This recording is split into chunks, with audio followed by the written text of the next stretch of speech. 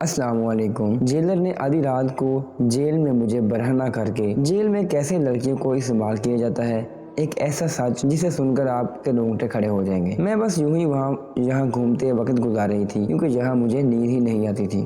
یہ جگہ ایسی ہی تھی کہ اگر کسی انسان کے اعصاب کمزور ہوں تو اسے رات کی اس ویرانی میں ہارٹ اٹیک ہی ہو جائے۔ لیکن نہ پتھر دل لے کر پیدا ہوئی تھی، یا پھر وقت اور حالات نے مجھے اتنا نڈر بنا دیا تھا کہ میں کسی بھی چیز سے خوف زدہ نہیں ہوتی تھی۔ یوں ہی چلتے چلتے میں راہداریوں میں کہیں گم ہو گئی تھی۔ دن کے وقت بھی یہاں سارے راستے ایک جیسے ہی لگتے تھے، وہیں پتلی پتلی راہداریاں اور ان کے ساتھ بنی چھوٹی چھوٹی کال کوٹریاں۔ یہ تو پھر رات کا کوئی دوسرا پہر تھا۔ مجھے سمجھ نہیں آ رہا تھا کہ میں کہاں جاؤں اور مجھے کس طرف جانا ہے۔ ایسے ہی چلتے میں کسی اور ہی طرف نکل آئی۔ سارے پہرے دار گہری نیند سوئے پڑے تھے۔ یہاں ویسے بھی رات کے وقت کوئی ہلچل نہ ہوتی تھی۔ سارا دن عورتوں سے اتنی محنت مشقت کا کام لیا جاتا کہ رات ہوتے ہی وہ چٹائی پر لیٹتی اور خواب خرگوش کے مزے لینے لگتی۔ لیکن میں ایسی پتھر جان تھی کہ سارا دن سخت محنت کے باوجود بھی مجھے رات کو نیند نہ آتی تھی۔ میں چلتے چلتے جہاں پہنچتی تھی، یہ جیل کا وہ دوسرا حصہ تھا، جہاں کوٹریاں نہیں تھیں بلکہ چھوٹے چھوٹے سے کمرے بنے ہوئے تھے اور آگے کا راستہ بند تھا۔ میں پہلی دفعہ ہی اس حصے میں آئی تھی۔ آگے کا راستہ بند دیکھ کر میں واپس پلٹنے ہی لگی تھی کہ اچانک مجھے ایک کمرے سے کچھ آوازیں آتی محسوس ہوئی، اور ایسا لگا جیسے اس کمرے میں کوئی موجود ہو اور باتوں کا سلسلہ جاری ہو۔ باتوں کی آواز نے مجھے چونکنے پر مجبور کر دیا تھا۔ اچانک ہی میرے اندر تجسس جاگ اٹھا کہ رات کے اس پہر جہاں کون موجود ہے۔ ان کمروں میں کوئی قیدی تو نہیں سکتی تھی۔ یہاں تک کو مجھے معلوم تھا جیلر صبح کو آتی تھی اور سارے پہرے دار اپنی اپنی جگہوں پر تھے۔ یہاں سے باہر بھاگنے کا کوئی بھی راستہ نہیں تھا، اسی لیے پہرے دار بھی بے فکر ہو کر سوتے تھے۔ تو پھر یہ آوازیں کس کی تھی؟ میں آہستہ آہستہ کمرہ کی جانب بڑھی تو ایک کمرے کے اندر سے مجھے ایک لڑکی کی آواز سنائی دی۔ وہ بہت ہی دھیمے لہجے میں کسی سے بات کر رہی تھی اور جو کچھ وہ کہہ رہی تھی وہ سن کر میرے رونگٹے کھڑے ہو گئے تھے۔ اتنا تو میں جان گئی تھی کہ وہ کوئی قیدی لڑکی ہی ہے، لیکن وہ کس کے ساتھ تھی؟ اتنی رات میں اس کا یہاں کیا کام تھا؟ میں کان لگائے وہیں کھڑی ہو گئی۔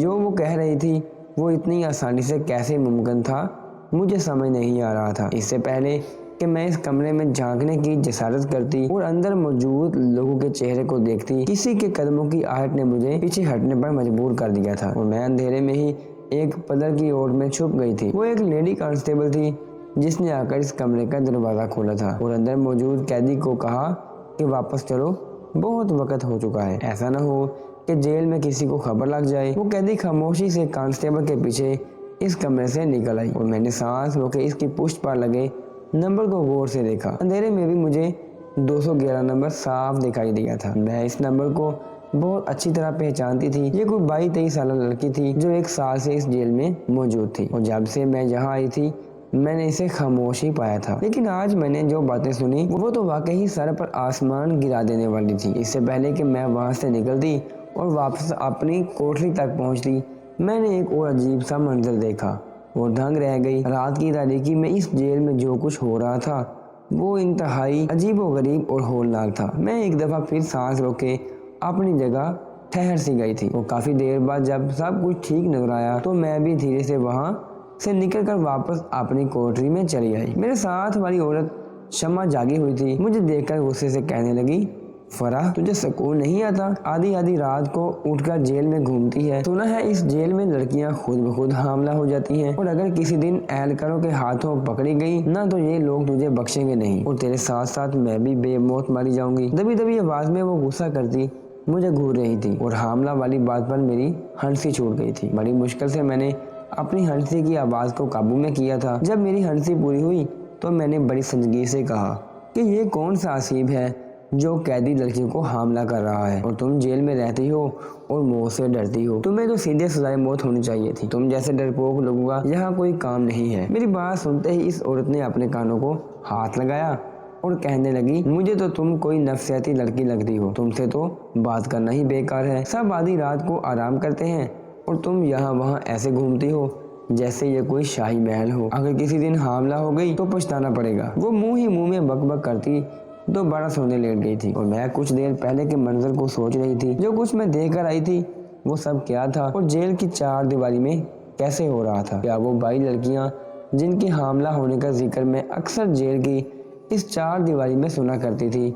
इनका ताल्लुक इन्हीं कमरों में से था। मैं असेम वगैरह पर तो यकीन नहीं रखती थी, लेकिन जो कुछ मैं देखकर आई थी इसने मुझे बहुत कुछ सोचने पर मजबूर कर दिया था। इन्हीं सोचों में गुम मुझे रात के किसी पहर नींद लग गई और जब सुबह मेरी आंख खुली तो खुद ब खुद ही मेरी नजरें कैदी नंबर 211 की तलाश में यहाँ वहाँ भटकने लगी। मैं अपना काम काज छोड़कर इसके पास आ गई और इसके सर पर खड़ी हो गई। इसने नजर उठाकर सवालिया अंदाज में मेरी तरफ देखा तो मैंने मुस्कुराकर दोस्ती का हाथ आगे बढ़ाया। वो मेरी इस हरकत पर एकदम ही चौंक गई और गौर से मुझे देखने लगी। इसके चेहरे का रंग काफी जर्द पड़ा हुआ था और ऐसा लग रहा था जैसे वो बहुत बीमार हो और मैं जानती थी कि इसे क्या बीमारी है। इसीलिए तो मैंने दोस्ती का हाथ आगे बढ़ाया था, क्योंकि मैं जानना चाहती थी कि इसे ये बीमारी कैसे हुई। इसने मेरा हाथ थामने की बजाय मुंह फेरा और अपने काम में मशगूल हो गई। वो बड़ी महारत से ऊन सलाइयों से स्वेटर बुन रही थी। इसके इस अंदाज ने मेरे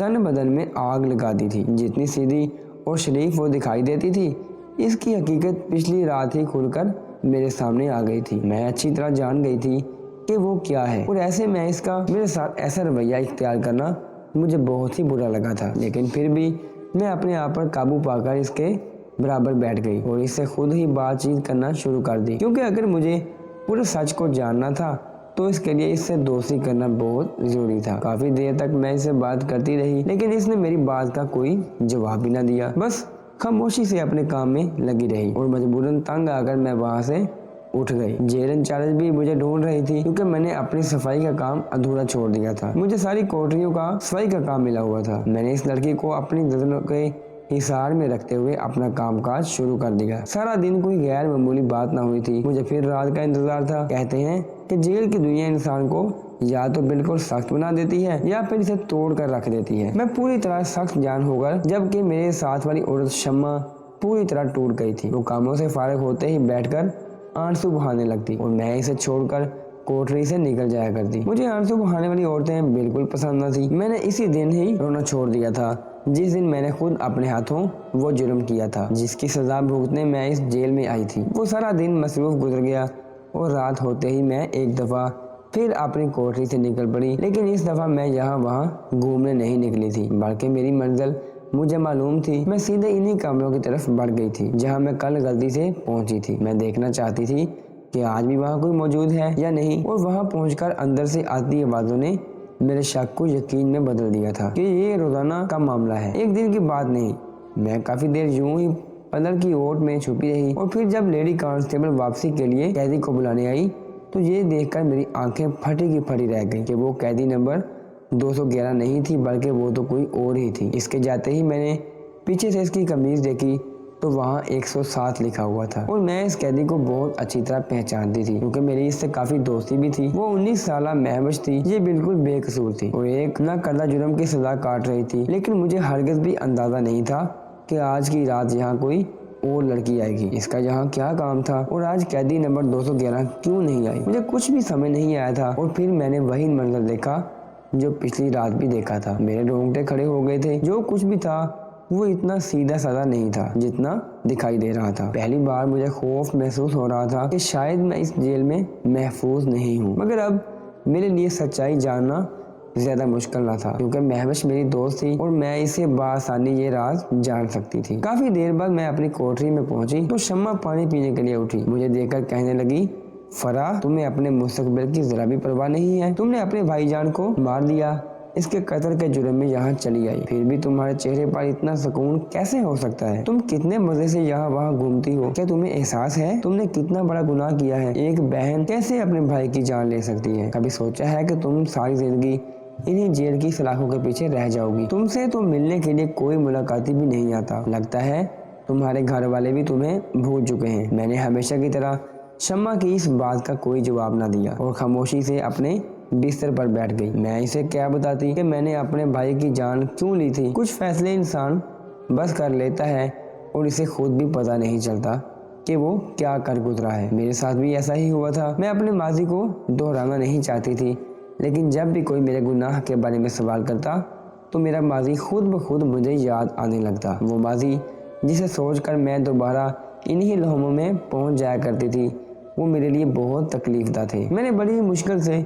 सब कुछ अपने ज़हन से झटका और खामोशी से सोने लेट गई। मेरे दिमाग में बस वही बाबा समा गया था जिसे मैंने गुजरी 2 रातों में इस कमरे से सबसे आखिर में निकलते देखा था। वो कोई 60-70 साल आदमी था जिसकी बड़ी सी सफेद दाढ़ी थी। इसका जेल में क्या काम था? वो ना ही पुलिस वाला था ना ही कैदी। तो फिर वो कौन था जो इतनी आसानी से जेल में रसाई हासिल कर रहा था? कांस्टेबल की ज़ेरे निगरानी लड़कियां रात को इस कमरे में जाया करती थी और वहाँ वो आदमी पहले से ही मौजूद होता था। इतनी बात तो मैं समझ गई थी, लेकिन इसके आगे क्या था जो कुछ मैंने सुना था, इस पर यकीन करना तो मेरे लिए बहुत मुश्किल था। अगली सुबह मैं महवश के पास गई और इसे कोई पकड़ कर एक कोने में ले गई। महवश घबरा कर मेरी तरफ देखने लगी। मैंने तेज नजरों से इसे घूरा और कहा कि कैसी दोस्त हो? दोस्त कहती हो और कुछ बताती भी नहीं। मैंने जानबूझकर इस तरह के लफ्जों का सहारा लिया था कि वो चौंक जाए और मैंने अपने मकसद में कामयाब हो गई थी। उसके चेहरे का रंग एकदम ही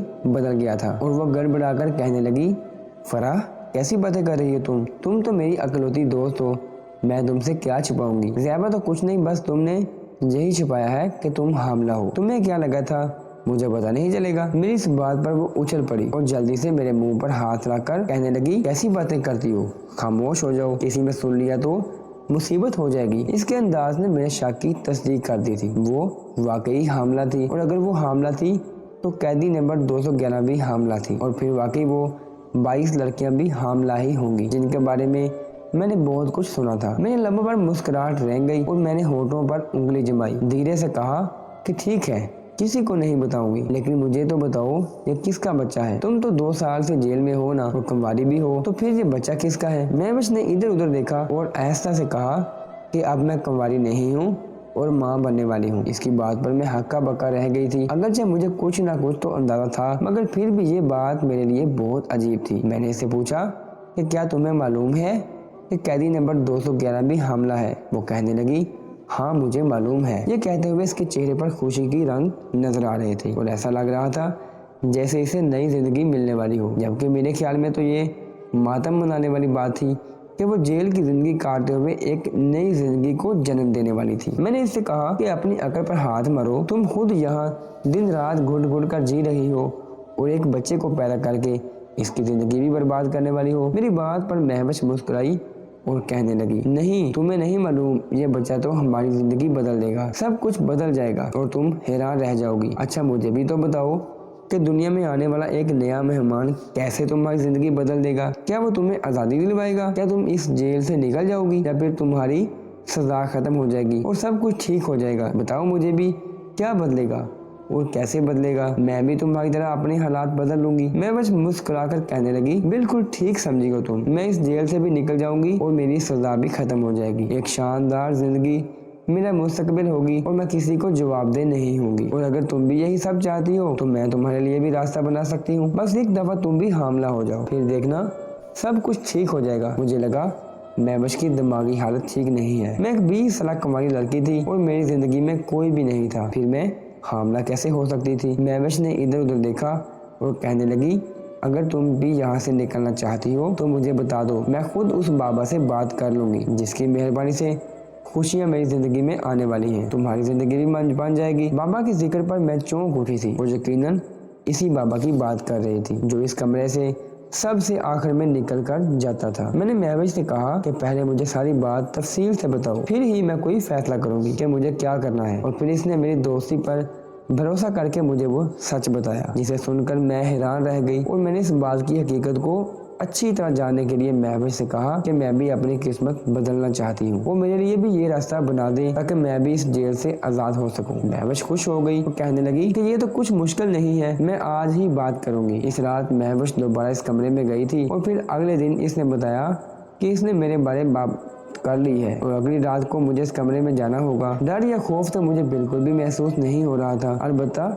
तजस्सुस ने जरूर मुझे बेचैन कर रखा था। और जब मेरी इस कमरे में जाने की बारी आई तो मैं बिना घबराए अंदर चली गई। वो 60 साल का बाबा मेरे सामने बैठा था, मुझे देखकर मुस्कुरा दिया। यकीनन वो कोई ताकतवर इंसान था जो रात के अंधेरे में इतनी आसानी से जेल में दाखिल होकर आता। मैं खामोशी से उसे देख रही थी। वो कहने लगा, मैं तुम्हारी मदद इसी सूरत में करूंगा अगर तुम मुझे यकीन दिलाओगी कि तुम बेगुनाह हो और तुम्हें इंसाफ नहीं मिला है। मैं गुनाहगारों की मदद नहीं करता और ना ही इन्हें हामला करता हूँ। मैंने इसे बताया क्या मैं मुजरम होते हुए भी मुजरम नहीं हूँ? मैंने अपने भाईजान की जान जरूर ली है, लेकिन अपना दिफा करते हुए, और मेरा मकसद इसकी जान लेना हरगिज़ भी नहीं था। वो शराब के नशे में था और मुझे अपने दोस्तों के साथ गलत काम करने को कह रहा था। दरअसल मेरा भाई बुरी सोहबतों का शिकार हो गया था और हर वक्त नशे में धुत रहने की वजह से सही और गलत की समझ बोझ खो बैठा था। जब इसने मेरे साथ जबरदस्ती करने की कोशिश की और मुझे अपने दोस्तों के आगे पेश करना चाहा, तो मैंने अपनी जान बचाने के लिए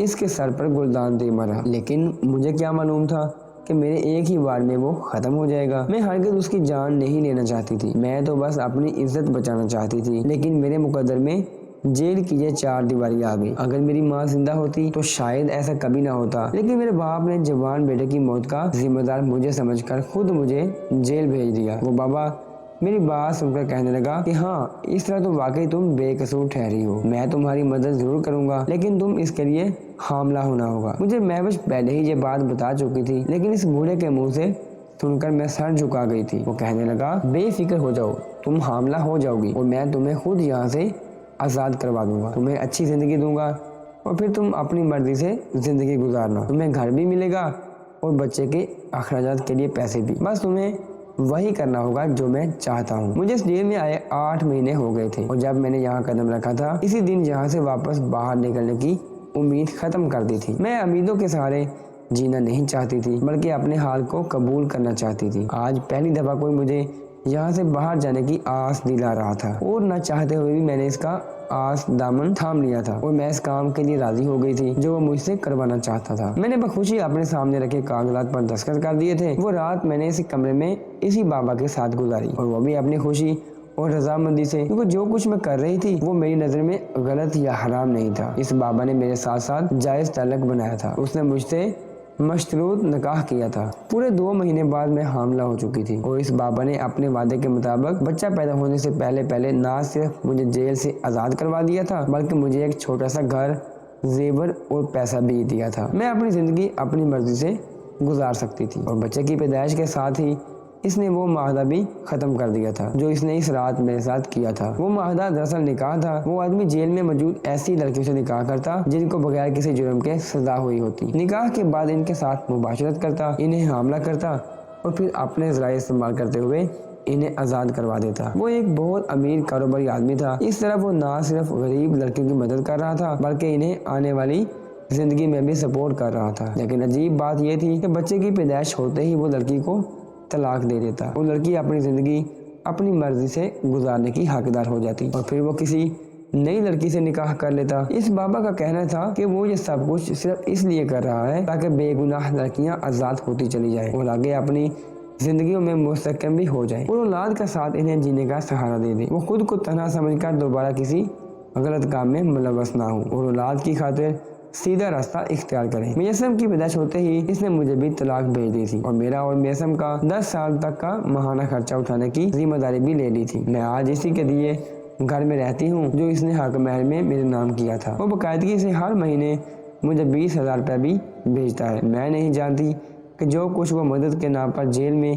कैद लड़कियों के साथ कर रहा है इसकी शरई तौर पर क्या हैसियत है, लेकिन मैं इतना जरूर जानती हूँ कि इसकी वजह से मुझ जैसी लड़कियाँ जेल की 4 दीवारी से बाहर निकल आती हैं और एक खुशहाल जिंदगी गुजारने लगती हैं। मैसम की पैदाइश ने मुझे भी एक नई जिंदगी दे दी थी और महबश भी मेरे ही मोहल्ले में एक अच्छी जिंदगी गुजार रही है। हम दोनों सहेलियां आप भी एक दूसरे से मिलती हैं। सही गलत का फैसला तो मैं आप लोगों पर छोड़ती हूँ कि जो कुछ उस बाबा ने किया या वो कर रहा है वो ठीक है या नहीं, लेकिन इसकी वजह से मुझ जैसी 22 और लड़कियां इस दलदल से निकल चुकी हैं। मैं इन्हें ज़बरदस्ती धकेला गया था। अगर आपको हमारी वीडियो अच्छी लगी हो तो आपने इसको लाइक करना है और दूसरों को शेयर भी करना है और अगर अभी तक आपने हमारा चैनल सब्सक्राइब नहीं किया तो आपने इसको सब्सक्राइब करना है और बेल आइकन को दबा देना है।